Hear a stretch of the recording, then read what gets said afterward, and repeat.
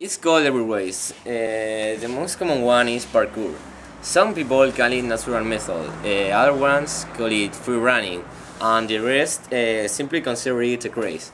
The art of displacements also describes, doesn't sound bad, and also describes the issue.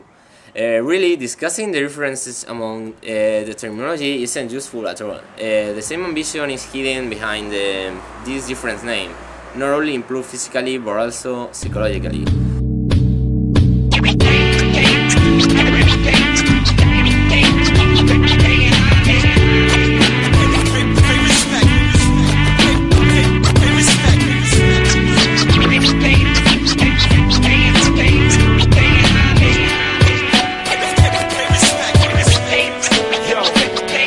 Mama said knock you out and rock the bells. Puffin' chronic, growing up in juvenile hell. It's the science of a man, who can I trust? When, how and where did this history begin? We could say it exists since the beginning of humankind, even before words appeared to describe things. Any hunt-off collector who lived thousands of years ago had to be able to adapt to their environment. Every day they had to run, jump, climb, swim, and much more similar movements in order to survive, so you can imagine.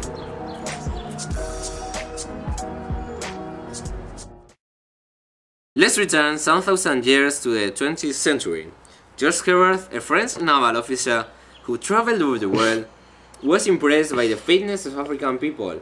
He realized they were fit because they were continuously fighting against the environment. Herbert created a new training activity called natural method, based on exercises similar to natural obstacles, in order to improve strength, resistance, and speed. Its aim to move smoothly in any environment. However, fitness isn't worth at all without the properly development of mind. Paris, 1990s, inspired by both his father and grandfather, who were professional firefighters and also practiced the natural method, David Bell took the method and adapted it to his environment, city and concrete. It was called parkour, and people who practiced it were called tracers. Soon, he started his friends in this practice and it became really famous. Since the film Yamakasi was released in 2001, parkour became a craze. It appeared in TV, films, video games, internet, and even advertisements. Everyone wanted to try. We have decided to interview a local tracer in order to know how he feels and what he thinks about parkour. Yeah. Hey, hello, come in. Hi. So, Kike, what do you think about parkour? Well, I think parkour is an interesting way to know yourself because it's an activity in that you have pushed your body to the limit and beat your fears. Kike, what do you feel when you practice it?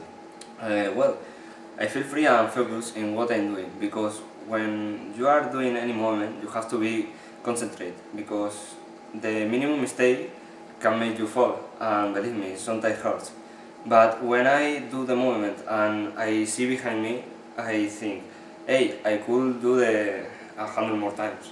Some people say parkour is the only way to get hurt. Hey, this reminds me that parkour isn't a crazy sport and you have to do dangerous jumps, all the opposite.